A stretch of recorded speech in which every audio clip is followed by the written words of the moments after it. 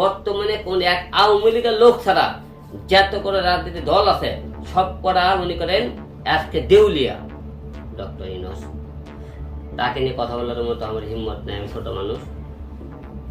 তবে আমাদের বাংলাদেশের জন্য লাভ হয়েছে, যেমন লাভ হয়েছে কেমন করে, এই মুহূর্তে তাকে ক্ষমতা না দিয়ে আপনি অন্য কোনো, এই মুহূর্তে আপনি বিএনপি বলেন, জামাত বলেন, জাতীয় পার্টি বলেন, যে কোনো দলই দল, আপনি ক্ষমতা দিলে তাদেরকে এই মুহূর্তে তার অস্তিত্ব নেই।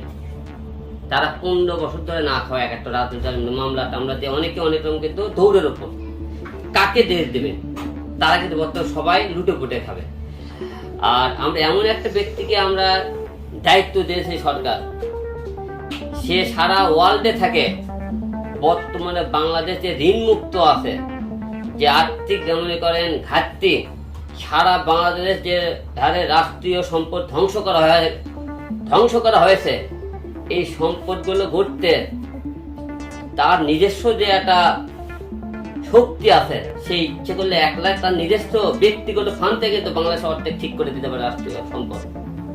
এবং সে চাইলে বাইরের দেশ থেকে মিলিয়ন মিলিয়ন ডলার আমাকে বাংলাদেশে ঋণ দেবে, কারণ তার একটা মূল্য আছে। কিন্তু বাংলাদেশে আপনি এই মুহূর্তে কোন একটা রাজনৈতিক দল একটা আপনি দেখান যে এই মুহূর্তে তাকে দলটা আমরা দেশ দিয়ে আপনি ঋণ মুক্ত হবেন, আপনি ভালো মতো চলতে পারবেন, ভালো মতো খাইতে পারবেন। কারণ বর্তমানে কোন এক আওয়ামী লীগের লোক ছাড়া যত করে রাজনৈতিক দল আছে সব করা মনে করেন আজকে দেউলিয়া, লুটে পুটে খাবে এই মুহূর্তে, যাকে দেশ দেন। কিন্তু কাউকে দেশ দেওয়ার আগে এই দেশটা আগে ঠিক করতে হবে। নির্বাচনে এক মুহূর্তে কোনো নির্বাচন প্রশ্নই আসে না, আগে দেশ ঠিক হবে, জনগণ ঠিক হবে, তারপরে জনগণ ঠিক করবে নির্বাচন কবে দিতে হবে। কারণ আমরা এমন একজন লোককে পেয়েছি যে আল্লাহ যা করে ভালো জন্য করে। এখন এই আপনাদের ডক্টর ইউনূসের মতো লোক আমাদের এই মুহূর্তে দেশে দরকার। কারণ সে বাইরের দেশ থেকে আমাকে মনে করেন হেল্প না করে, সে আমাকে সারা বাংলাদেশ যে ধ্বংস হয়েছে সে আমাকে অর্থনৈতিক বিষয়ে হেল্প করতে পারে এবং বাইরের দেশ থেকে অনেক কিছু এনে কিন্তু আমার দেশ বাঁচাতে পারে।